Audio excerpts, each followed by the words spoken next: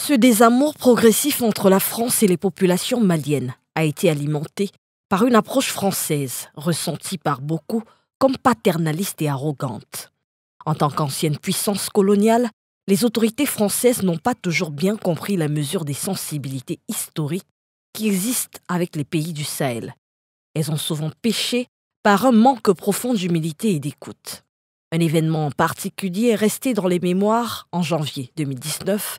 Le président français convoque ses homologues sahéliens lors d'un sommet à Pau pour demander des explications suite à la mort de soldats français lors d'un accident au Mali dans un contexte de manifestation contre la présence militaire française.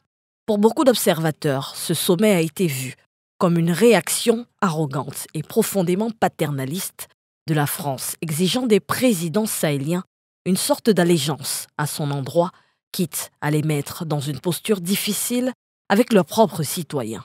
Cette incompréhension n'a fait que s'accentuer au fil des ans.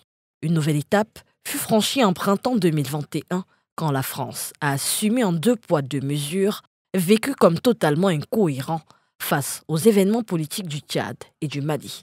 Ainsi, lorsque le président Idriss Déby, allié indéfectible de la France depuis 30 ans, meurt au combat en avril 2021, la France appuie la prise de pouvoir de son fils et de l'armée qui se fait hors de tout cadre institutionnel.